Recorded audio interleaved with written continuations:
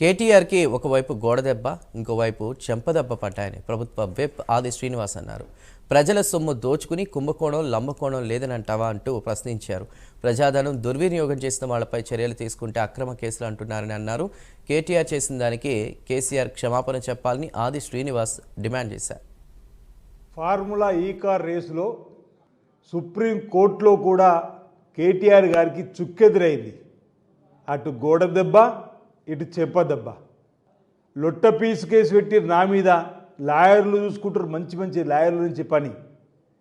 ఓవైపు ఈ రాష్ట్ర ప్రభుత్వాన్ని తిడుతూ బూతులతో అసలు ఏం మాట్లాడుతున్నా కూడా ఫ్రస్ట్రేషన్లు తెలవకుండా ఫార్ములా ఈ కార్ రేసులో ప్రజాధనాన్ని 55 కోట్లు క్యాబినెట్ అప్రూవల్ లేకుండా, అసలు ముఖ్యమంత్రి గారు దానికి చైర్మన్, కేటీఆర్ వైస్ చైర్మన్ అయినప్పుడు కూడా జిహెచ్ఎంసీ అధికారులపై ఒత్తిడి పెంచి, బ్యాంక్ అధికారులతో ఒత్తిడి పెంచి 10 కోట్లకు మించి కూడా ఇవ్వరాదని చెప్పినప్పటికీ 55 కోట్లు ఫౌండ్ల రూపంలో ఇతర దేశాలకు తరలించే క్రమంలో 8 కోట్ల రూపాయల ప్రజాధనం దుర్వినియోగం కాబడి పెనాల్టీ రూపంలో, లేదంటే 18% జిఎస్టీ రూపంలో అది కూడా ప్రజా సంపద దుర్వినియోగం చెప్పని తేలిన తర్వాత గౌరవ ముఖ్యమంత్రి రేవంత్ రెడ్డి గారు